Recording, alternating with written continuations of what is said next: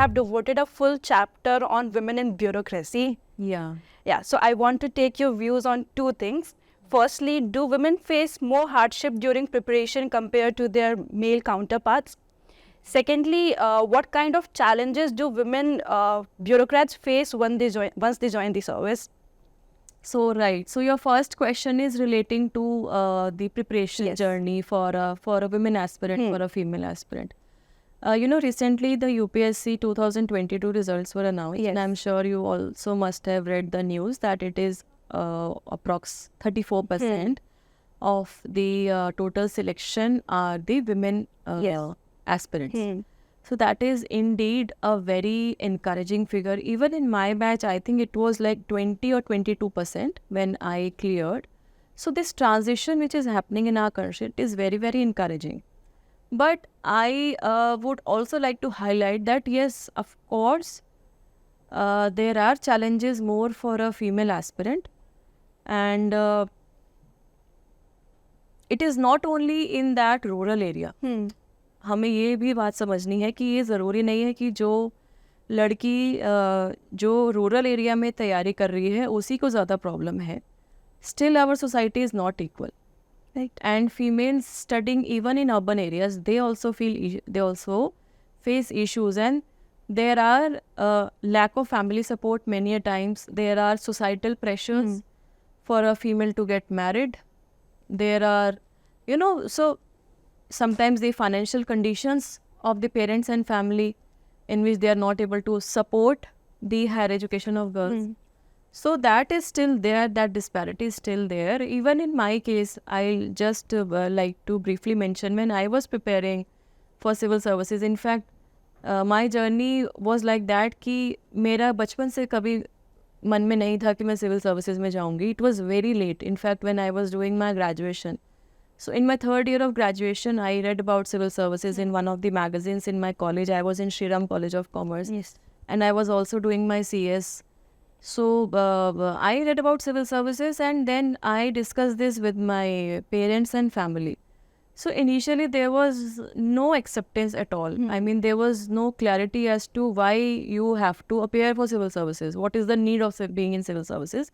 Because my family has been primarily being a native of like Panipat district, Haryana. So it has been a business class family.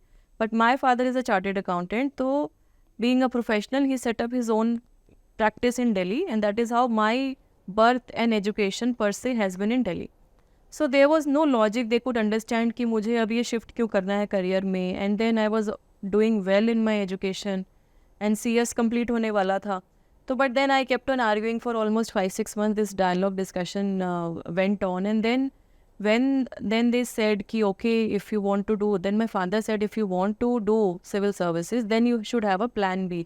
And the initial apprehensions were also like in their mind कि एक तो selection is not sure shot, and even after selection, which service you will get, which rank you will get, and then which cadre you will get, and how will you settle your family life. These all apprehensions came more so because I am a female. And this is, I am talking about 2003. Okay. This everything was happening way back, almost 20 years back. Right. So you can understand. And then my cousins were getting married. Tauji, Chachaji, Buaji, and then my family relatives used to come. I was not meeting them. So, there were indirect criticisms also many a times to myself, to my parents, that why are they supporting? I have an elder sister also. She was doing CA at that time. So Didi was also studying. So they used to, comment कि इतना पढ़ा के क्या करेंगे? अभी graduation हो गई है तो शादी करके settle कर देना चाहिए. So my father used to say कि education is the basic gift which we have to give to our children, irrespective of male and female. Then it is up to them how they take forward their life.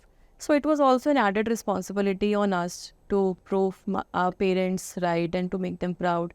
And when the results were announced, then these were the relatives who actually called to congratulate कि हमें तो पता ही था कि बेटी होनहार है और उसका selection होगा.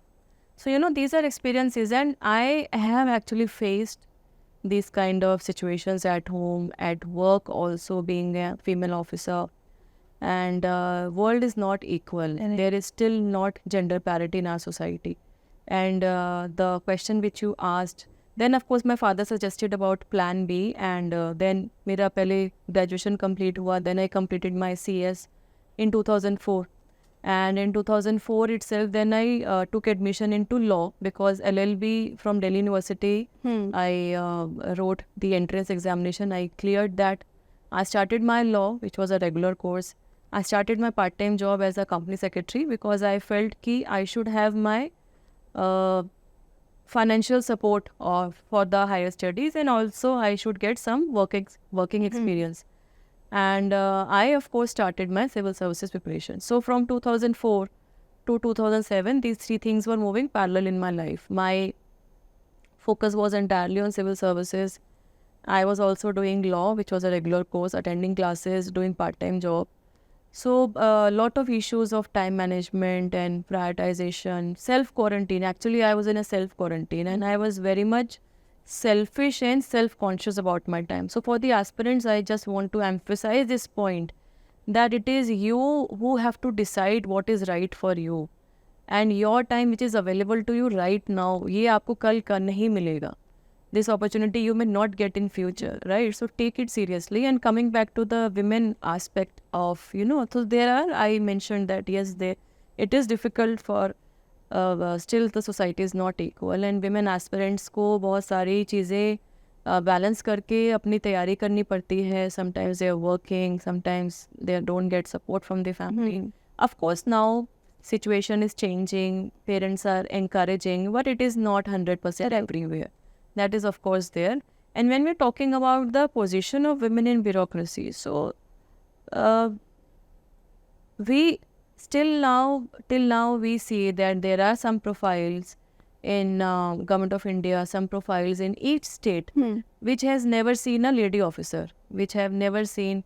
So there are few states जिसमें they have never seen a woman chief secretary or a woman DGP. Madam Anna Raja Malhotra, way back in 1951, she became the first woman ICS officer. 1951, she became first woman ICS officer. I have mentioned about her in my book. And when she qualified, so there was a caveat in the service conditions that if she marries, she will have to resign. So this kind of a restriction was there, that if she marries, she will have to resign from service. This, of course, was later on removed. But just think about the patriarchy. Just think about the mindset of even the policy legislatures, I would say, who could actually think about such a kind of restrictions that a married woman can't perform effectively in handling the affairs of maybe a district or a department in a state government. So anyhow, so now, of course, things are moving positive. We are seeing women representations, and what is changing is that the orientation of the local people towards women officers, that is also changing. That is very, very welcoming.